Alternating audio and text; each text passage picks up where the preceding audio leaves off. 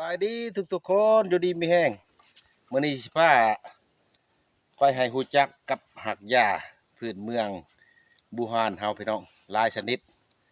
มีมื้อนี้มีนักศึกษาน้อยไปนำมื้อนี้ ไปมาลอกเบิ่งมานี่มา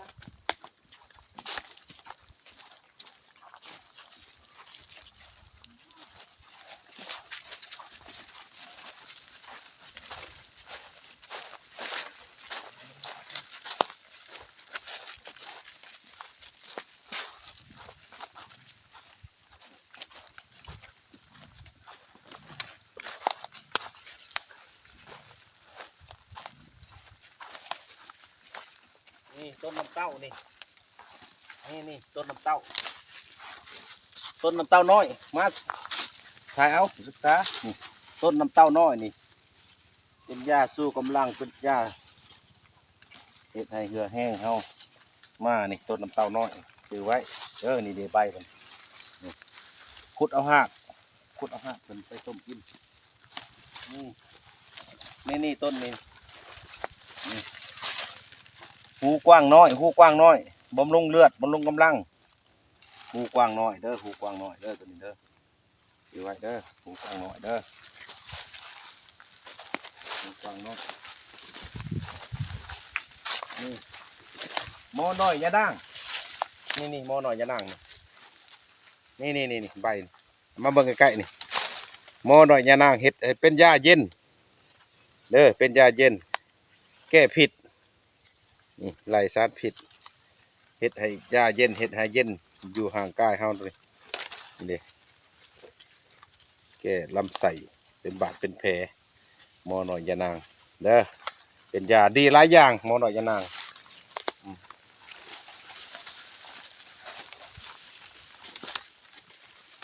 มื้อนี้นักศึกษาน้อยมานำมื้อนี้นักศึกษาน้อยมาศึกษา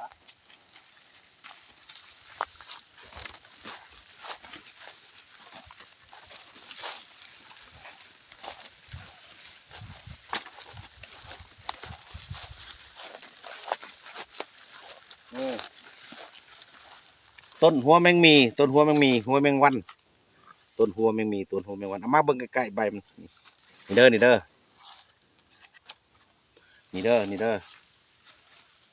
่หัวแมงมีหัววันบำรุงกำลังสู้กำลังเฮ็ดให้มีเหือมีแห้งเอาหากเปิดไปต้มกินบ้องเหล่าก็ได้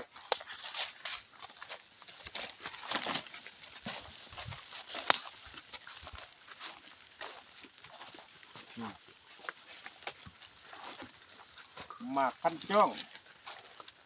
ต้นหมากคันจ้องสีสมานแฟมาพี่ศึกษาหน่อยมาพี่มาถ่ายพี่สีสมานแพผู้ใดเป็นตุ่มเป็นเปื่อยหรือเป็นบาดเป็นแผลสมานแพภายในขุดเอาหากเพิ่นก็ได้เอาลำเพิ่นไปต้มกินก็ได้นี่แล้วเอาใบเพิ่นไปย่ำใส่ก็ได้เพิ่นผู้ใดเป็นบาดเป็นแผลเป็นตุ่มเป็นเปื่อยท่าย่ำใส่รถด้วยตั้มใส่ตั้มเลยเอาใส่บาดใส่แผลมาพี่นี่ไข่เน่าต้นไข่เน่านี่มานักศึกษาน้อยวันนี้นี่ต้นไข่เน่านี่เด้มันสิเป็นดอกสิเป็นไข่นี่ในยอดนี่เด้สิเป็นไข่มาเบิ่งใกล้ๆนี่นี่ต้นไข่เน่านี่ใบสิเป็นจังซี่สิเอาต้นเพิ่นหรือลำเพิ่นหรือแกนเพิ่นไปต้มกินสิเฮ็ดสู้กำลังนี่ก็ได้เป็นยาสู้กำลังได้ดีเอาหากก็ได้เอาลำก็ได้ไปต้มกินหรือบ้องเหล่านี่ต้นนี้ดูกหินดูกหินดูกหินเบิ่งดูกหินนี่มาเบิ่งใบมันนี่เบิ่งใบดูกหินหรือว่าดูกน้อยนี่เลยเอาลำนี่ไปต้มใส่กันกับเขือตะปาที่เฮ็ดให้ผู้ใดที่เป็นโรคน้องในหรือว่ามุดลูกบอดี้ตัวนี้ที่ขับไหลน้ำเหลืองขับไหลน้ำเสียขับไหลน้ำน้องได้ดีผู้ใดที่เป็นโรคน้องในหรือว่าผู้หญิงเป็นลงขาวเป็นมดลูกอักเสบและนั่นแหละเอาต้นดูกน้อยหรือดูกหินนี่แหละเอาลำนี่ไปต้มใส่ เออมีหญ้าค่าหญ้าแหวมูหญ้าหยุบหญ้าคอยงูเครือตาปลาและกระดูกหินนี่แหละใส่กันที่เฮ็ดให้สามารถเฮ็ดให้ดีเออเป็นดูกหินมาก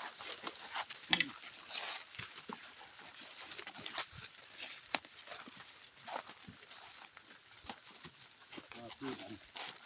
เลาะน้ำสวนนี่แหละพี่น้อง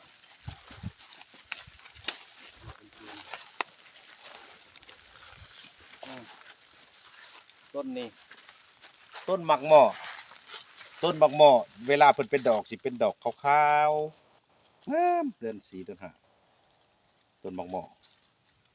และเพิ่นเป็นหมากหมากสีดำๆเด้อหมักหม้อหมักหม้อบ้านเฮานี่แหละพื้นเมืองยาพื้นเมืองบูฮานเฮาแหละนี่ที่ขับไล่สารพิษตัวนี้นะเด้อที่กลัวเจ็บเส้นเจ็บเอ็นนี่เด้ต้นหมักหม้อบำรุงกำลังต้นหมักหม้อเด้อเด้อ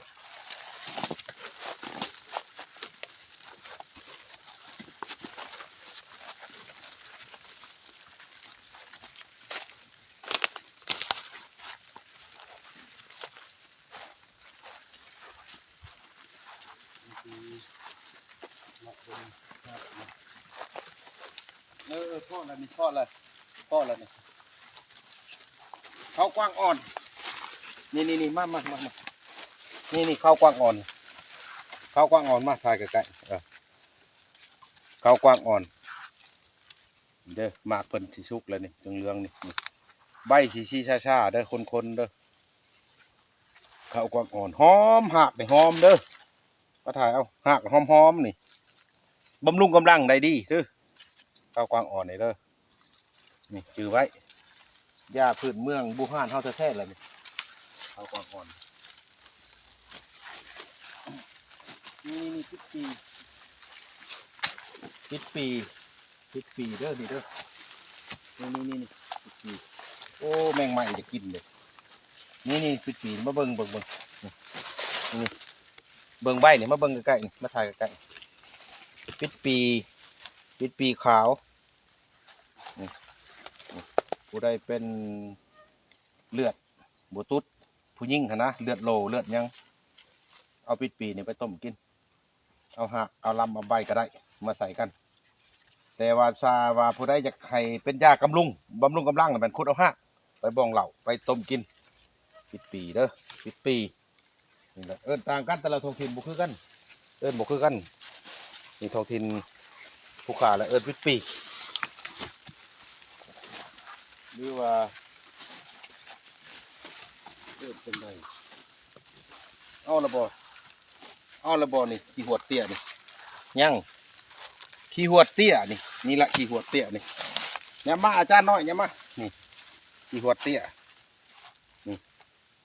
ที่เป็นซ้ำนี่ได้ต้นซ้ำนี่ได้แล้วก็เป็นหมากช่วงนี้เพิ่นบ่ได้เป็นหมากเนาะขี้หัวเตี้ยต้นนี้บำรุงกำลังแก้ปวดเจ็บแอวเจ็บข้อเจ็บแขนผู้ใดเจ็บหลังเจ็บแอวอ่ะฉันซะนี่บำรุงกำลังพร้อมคุดเอาหากเพิ่นนี่ล่ะไปใส่กับน้ำเต้าน้อยละ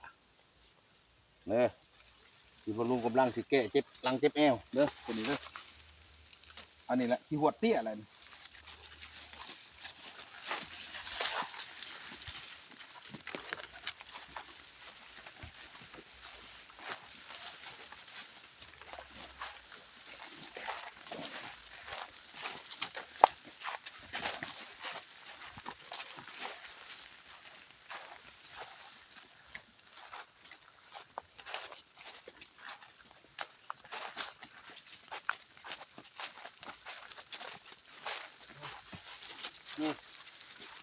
คากบคาเขียดผู้ใดเจ็บข้อเจ็บแข้งเจ็บตามข้อตามแข้งหรือว่ากระดูกหักกระดูกแตกเอาต้มคาเขียดนี่ต้มคาเขียดไปต้มกินตัดเอาขุดเอาเงาก็ได้เอาทั้งลำทั้งหักทั้งใบแหละไปต้มเด้อต้นคาเขียด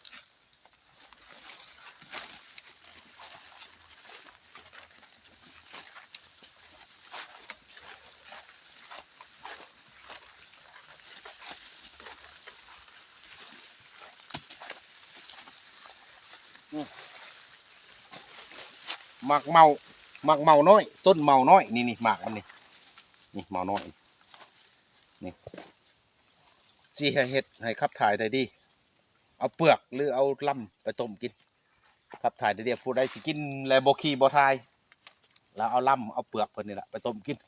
เฮ็ดให้ขับถ่ายได้ดีหมักเมาน้อย